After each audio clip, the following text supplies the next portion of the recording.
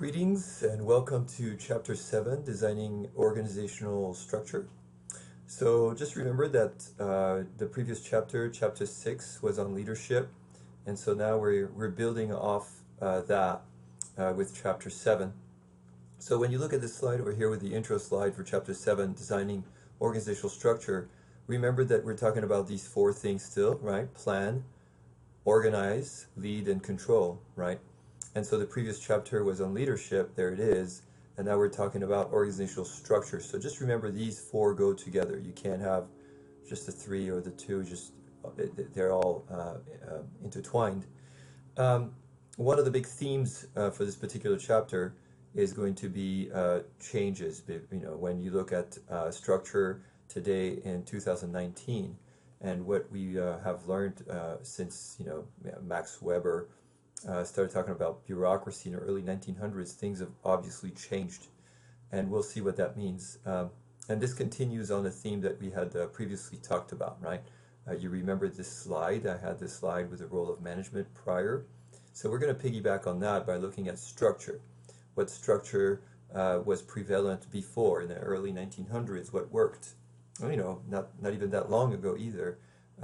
We still some companies still use that kind of a we call it tall mechanistic structure, and where we are today. Again, this hyperlink will take you directly to Chapter 7 in this zero-cost book. And so I recommend that you follow along with your book. This is what I do. I always kind of make sure that all the slides, just kind of reiterating, I am summarizing here with these lectures, and I am also adding to content. I try to make them maybe some things more current, or add different examples that will help you better understand. All right, so here we go. Let's get to it. We're on page 247. If you are getting your book, page 247 of the OpenStax textbook is where we are. All right, so let's start off, there we go, with our outcomes. So this is the list of the 8 outcomes that the chapter is organized upon.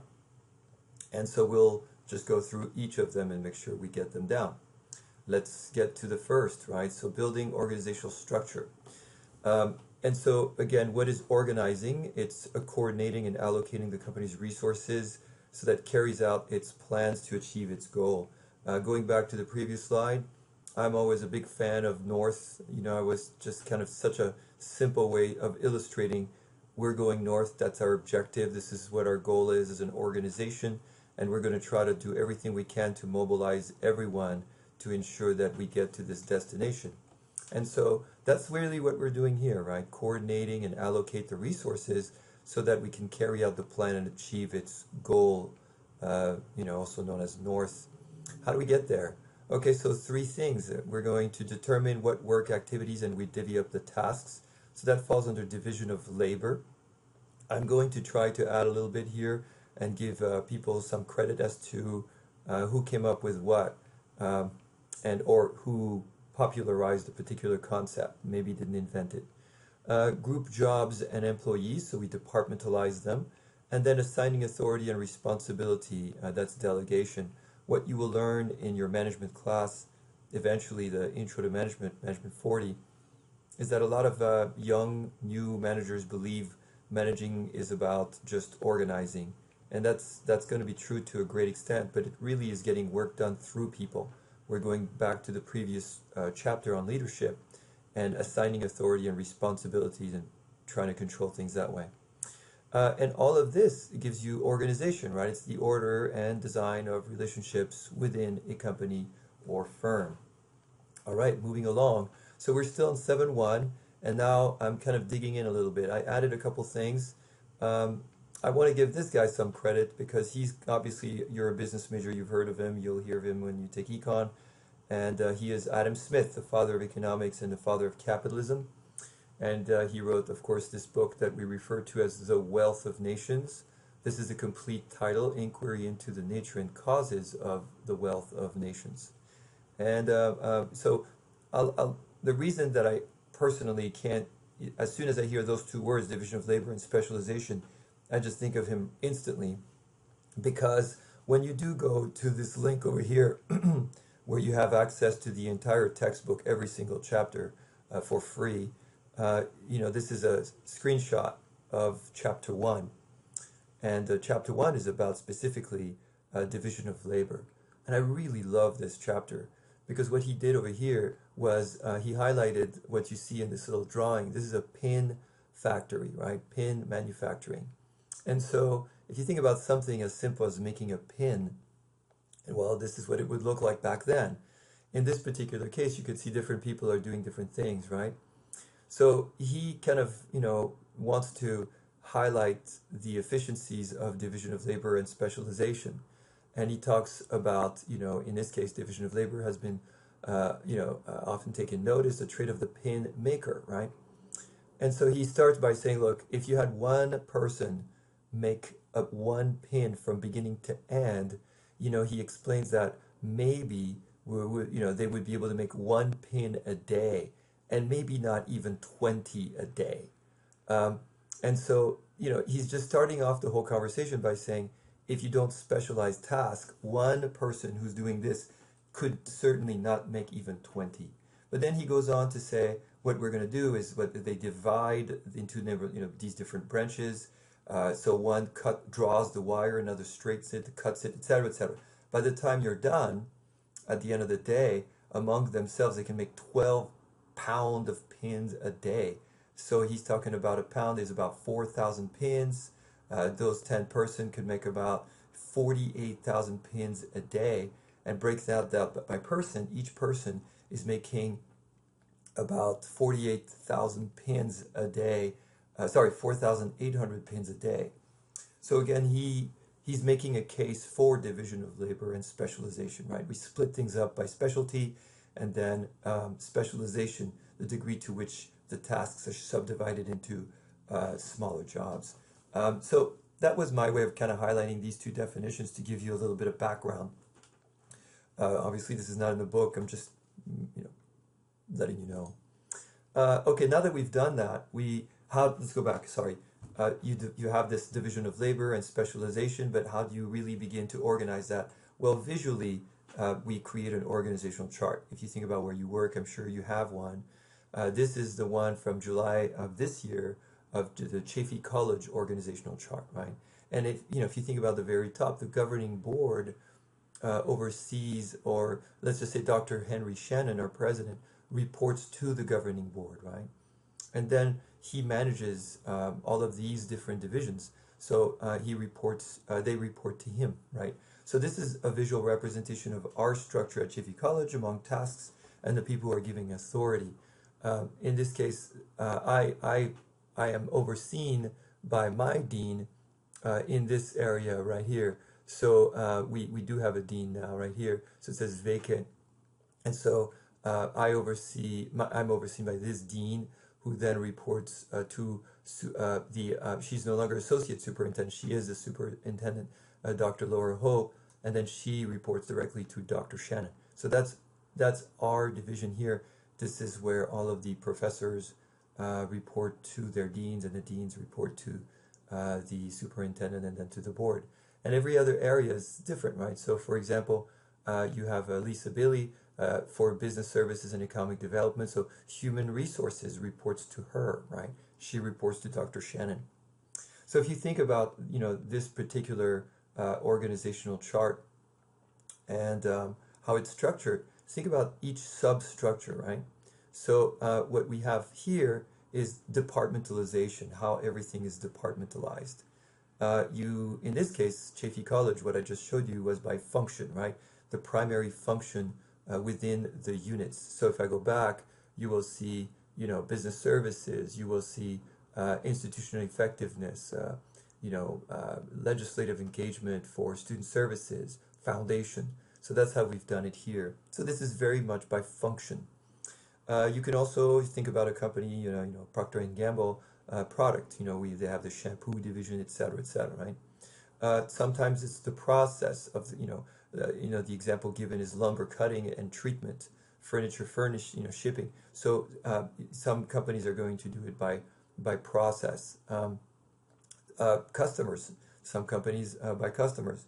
Um, if you think about when I worked, my background's in the computer industry, what you would see often is if you looked at IBM and the structure of IBM or Compaq Computer, they would structure their company in such a way that they have their division, but when you like go to their website, for example, you would see that they also have structured their website based on need, based on demand.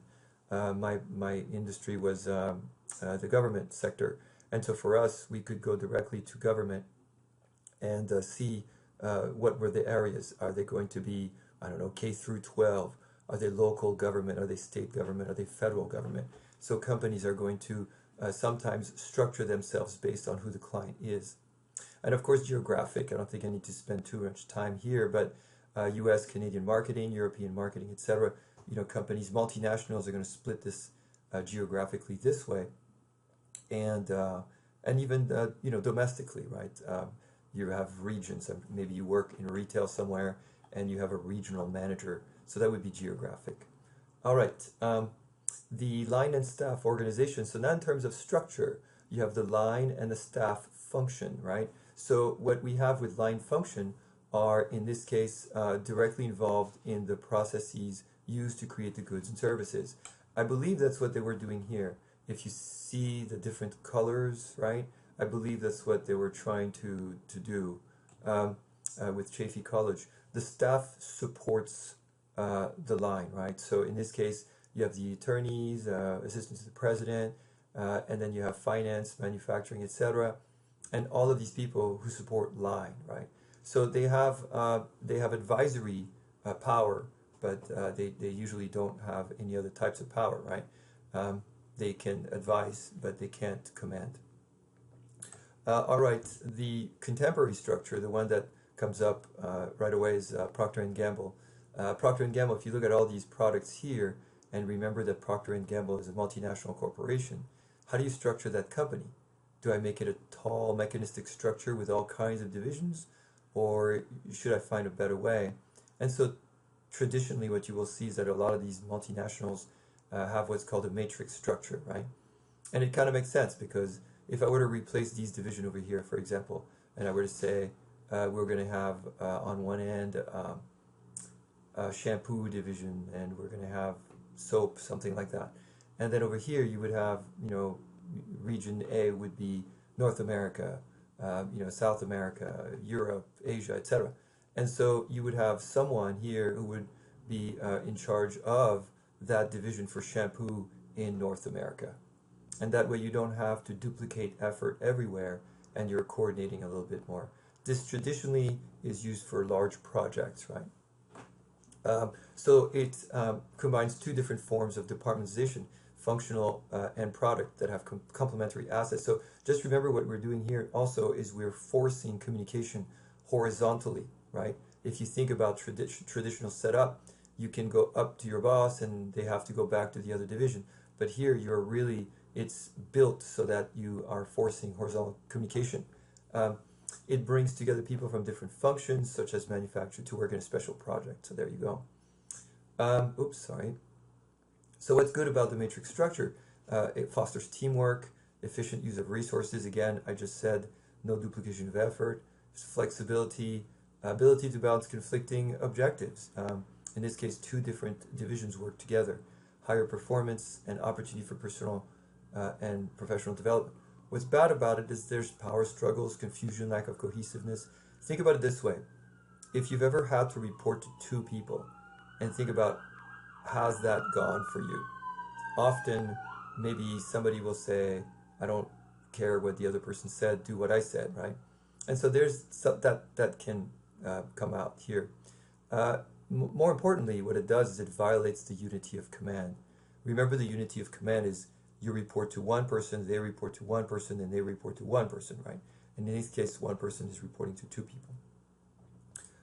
All right, so using teams to enhance motivation and performance. So teams work, they really, really work.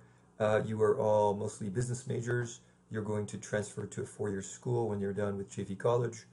And what you're going to discover is that, first of all, you're seeing this at Chaffey, that most of your business classes require group projects. And when you transfer to a four-year school, you will see that they will also most likely, a lot of your classes will have group projects, especially when you transfer to a school that's AACSB accredited, right? So this International Body of Accreditation for Business School, aacsb.edu, and they have a list of all of the accredited schools worldwide. One of the tenets of WCSB accreditation is there are many different things that schools have to do, and business majors working in group projects is an obvious one. All right, so group cohesiveness. Think about the word cohesive as stickiness, right? How the group sticks, how people are likely or want to, work with the group, interact with the group, etc. The degree to which a group member wants to stay in the group. There's strengths and weaknesses in both areas, right? Obviously, tons of strengths in groups, they outweigh the weaknesses. The strengths are, again, more information from different areas being shared, diversity of perspective, higher quality of decision making, because now you have people from different levels, different backgrounds, different expertise, and likelihood that the decision will be accepted because now these people are involved. The problem is, first of all, it's a process that might take longer. Think about just your groups that you do in various classes, right? Your group projects. I mean, the first meeting, let's just say, it's a complete waste of time. It's just getting to know each other and everything, and really you're not being very productive. And it does take a while sometimes for groups to really find their groove and kind of how they're going to work, how they're going to communicate, what they'll do, not do, etc. And then there's pressure to conform, right? So if you're in the counter group says, okay, we got to do this stupid thing, let's just get it over with, and you don't want to be the one that stands out going like, I want to do a good job. I think that we're going the wrong path and we should rethink that. Maybe you're less likely to, speak up because, you're under a little bit of pressure for everybody to move forward. Maybe dominated by one or small numbers of participants. So we talk about that in management. There are different reasons. There could be maybe an expert in the group, someone who's, I don't know, coming in and saying, look, I know we're supposed to work on this, but we don't have the budget. I just found out, whatever. And so everybody kind of thinks like, why do we want to bother? It's never going to go through. We don't have the money. Or it can't be done because of X, Y, Z. It could be a bully. There's lots of reasons why there will be a group that can dominate. And accountability, people will hide behind the group decision like, what do I care? I'm just one person in a group of 6. So if that's what you guys want to do, go. I think, you might think it's not a good idea, but in this case, it's not going to affect you personally. All right. So authority, when you look at establishing organizational relationship, and we're looking at authority, your managerial authority is defined by levels of management within a structure. So I just reminding you, top, middle, supervisory, or sometimes you'll hear it as top, middle, and line is what it looks like, right? So the chain of command, well, if you think about that little pyramid here, where do things come from? Where does planning come from? Who's in charge of the strategic the strategic plan? So that's going to be top, right? The line of authority extends from one level of the organization to the next. So that's your chain of command is going top, middle, line, and the authority and the decision making is usually at the very top, right? That's your traditional structure, by the way. Delegation of authority makes the employee accountable to their supervisor, but accountability means responsibility. So you can delegate authority, but here's the catch: you can never, ever, ever delegate accountability, right? All right, moving along, the span of control. Basically, all that means is how many people report to you, right? Span of management, span of control. Number of employees the manager directly supervises. You'll hear different magic numbers, 6 or 8. There's different numbers there. And so, if you have a narrow span of control, you have few people who report to you.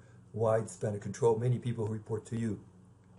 And this is where you kind of think back about structure, which is what this chapter is about. And you ask yourself, all right, what kind of structure would have a narrow span of control? Would it be a very tall or a very flat structure? Well, in this case, it's going to be very tall. And what kind of structure maybe is the one that is the kind that will empower others, subordinates, to come up with decisions? Well, that would be the wide span of control, right? So let's see, they both have their pros and cons. The narrow span of control, very high degree of control. They have fewer subordinates, so the manager has more control, and close supervision between the manager and the subordinates. And then on the other hand, the wide span of control, many people reporting to one. So what's great about that is reduced cost. Does that make sense? Yes, because in this case, you're going to have less managers. And so, but also because there's so many people who report to one person, you have to increase autonomy, right? So that's great for the people below because now all of a sudden they're empowered with autonomy. Greater organizational flexibility and creates higher level of job satisfaction. This is the one, right?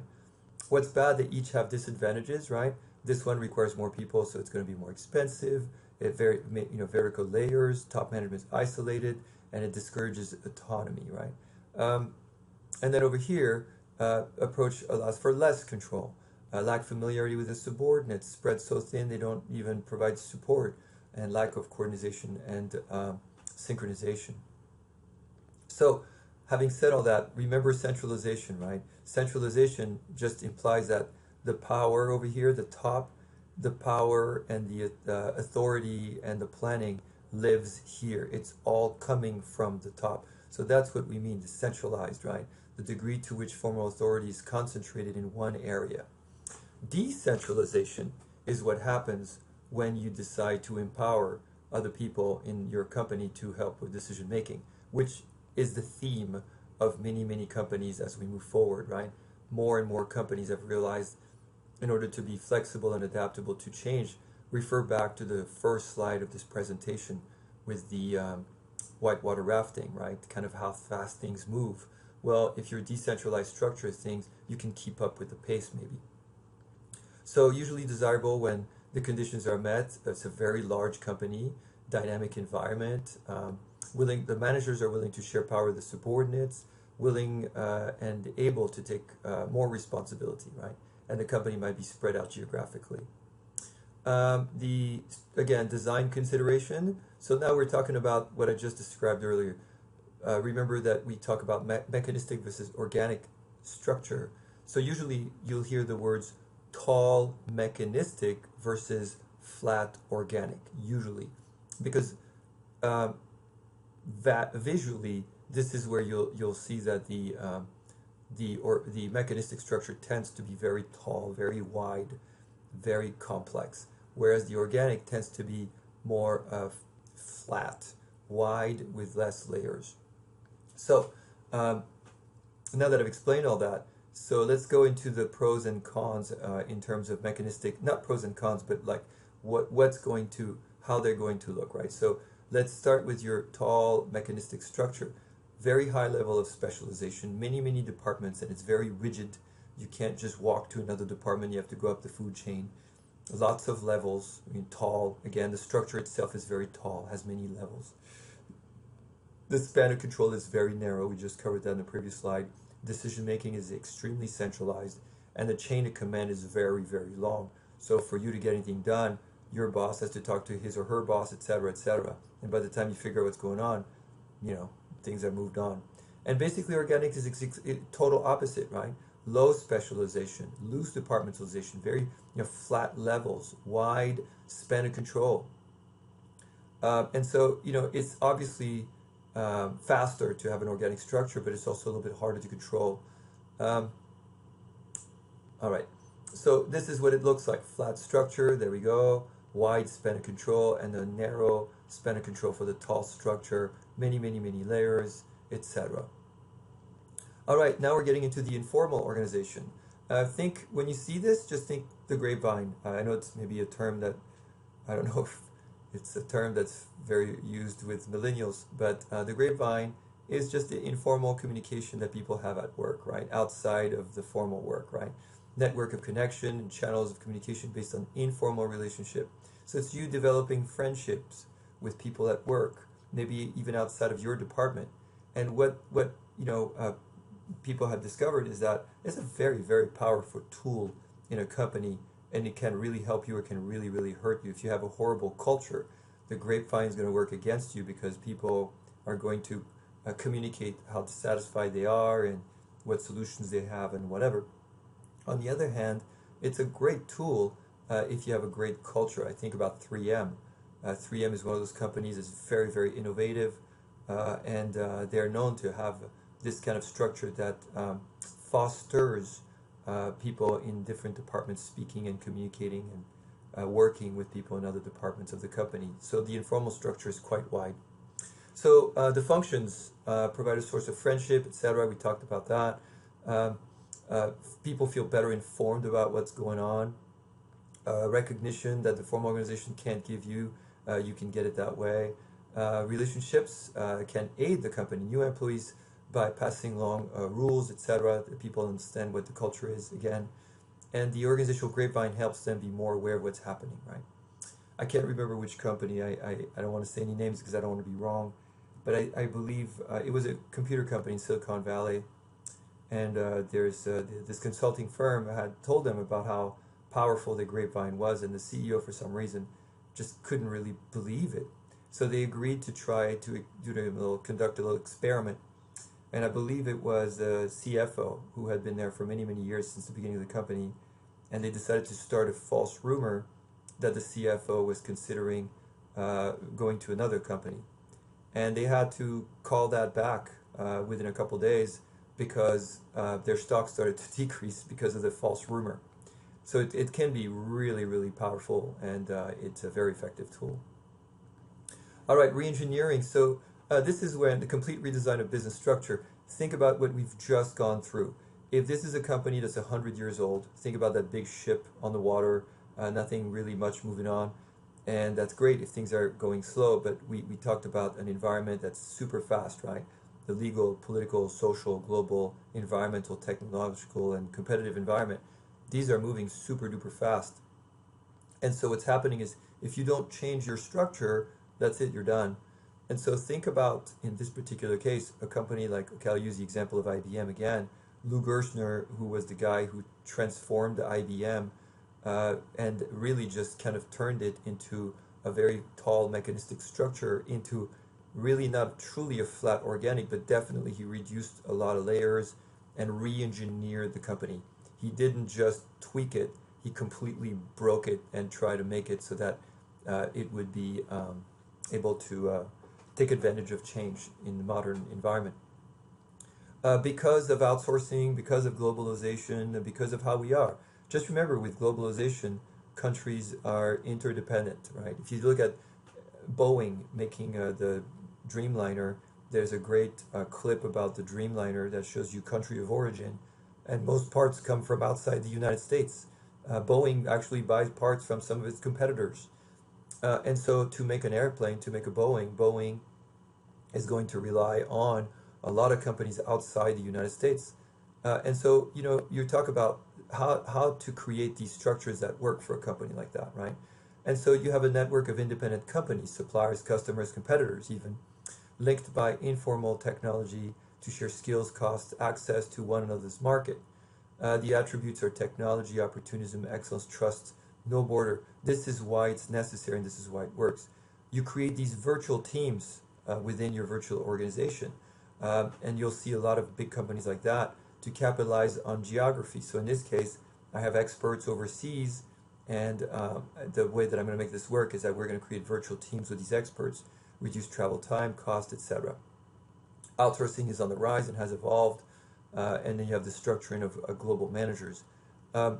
This is the last slide. I want to kind of take advantage of this last slide to show you, to conclude this, what's happening. Your author had a link to Deloitte, and in this particular case, an update on global outsourcing. So I did make this available to us here, and I want to share it with you. So this is the hyperlink that you have, the hyperlink that you have available there. And on that hyperlink, there's a little slide share presentation from Deloitte about Global Outsourcing Survey 2018. Traditional outsourcing is dead. Long live disruptive outsourcing is the title of the, and again, this is really cool. They're telling you a little bit about the sector. So it's not truly, I think, entirely represented, but it does a great job of all the sectors, right? So 6 sectors, 25 sectors across 6 industries, 521 executives, and 86 respondents belong to organizations with over $1 billion. So these people know about outsourcing, right?